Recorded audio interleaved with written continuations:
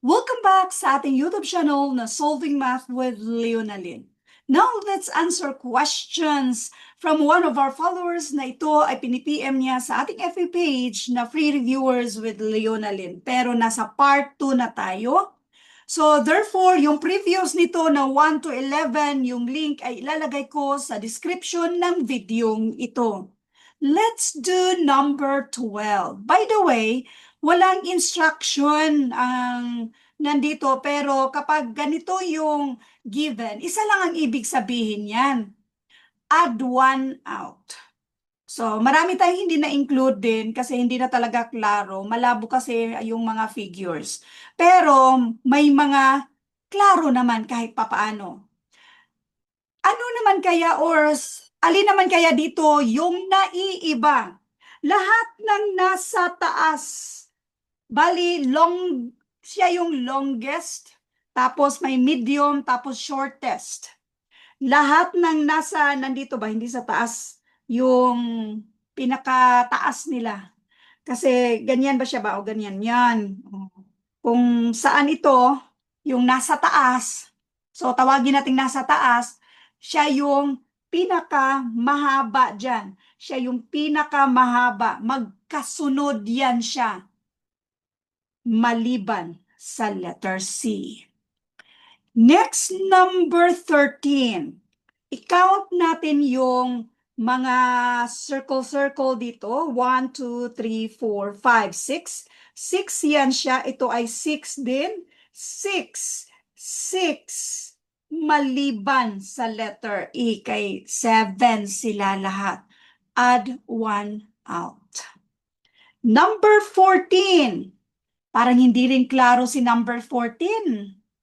Pero, kung tutukan lang natin yan siya, ito ba?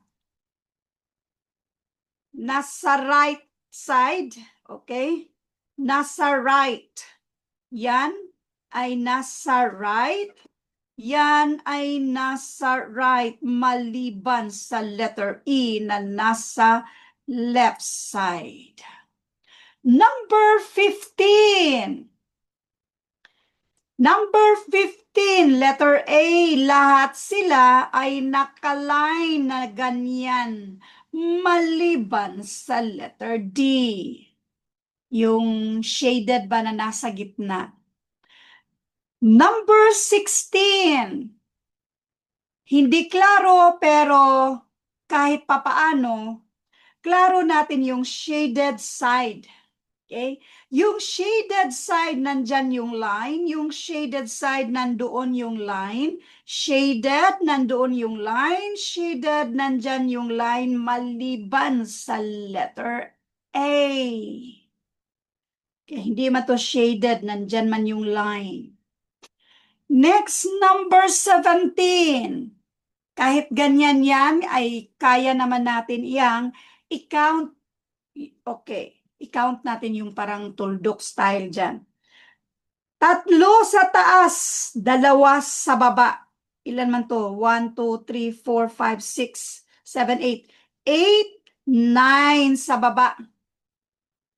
Ito ay 6, 1, 2, 6. 1, 2, 3, 4, 5. 5 sa baba. Ito ay 5 sa taas, 4 sa baba. 4, 3. Alin kaya ang naiiba? Lahat sila, yung nasa taas ay mas malaki sa baba, maliban dito sa letter B na mas malaki si 9 kay ni 8. So, yan na yung add one out natin. Number 18. Parang pareho lang. May mga figures tayo, tig-2. Alin kaya dyan yung naiiba? Lahat sila ay, may ganito ba yung, anong tawag dyan? Ganyan. Yung mga nasa taas or yung kapag ano na sila. So, alin kaya dyan yung naiiba? So far, ang nakikita kong naiiba dito ay si letter D. Kay man yung Yung maliit ba dito ba? Parang ganyan lang siya. Di ba? Para ding parang iniisip ko tuloy na parang si letter A. So, i-comment nyo lang kung sa palagay nyo ay, ma'am, yung sagot man dyan, ma'am, kay letter A or letter D. So, i-comment nyo kung alin dyan. Okay? Number 19. So, siguro sa number 19, klaro naman kung alin dito yung sagot. Kasi, lahat sila opposite, as in opposite, maliban dito sa letter E. Next sa number 20. Uy, i-count na naman natin ito. So, we have 4 sa taas, 5 sa baba. Ito naman, 1, 2, 3, 5 sa taas. Uy, 5 din sa baba. Ito ay 3, 3. Ito ay 8, 1, 2, 3, 4, 5, 6, 7, 8, 8. 2, 2. Uy, pariho lahat yung nasa taas at sa baba, maliban sa letter A. Next, number 21. Anong meron dito? Pariho yung style nila. Yung pagka-shake, pariho yung pagkalagay ba? Bigger and smaller lang sila, pariho. Pariho. Pariho. Maliban sa letter C. Kay man, baliktaran man sila. Okay. Last na lang. Number 22. Pariho yan siya. Yung shape lang ang hindi. Pariho.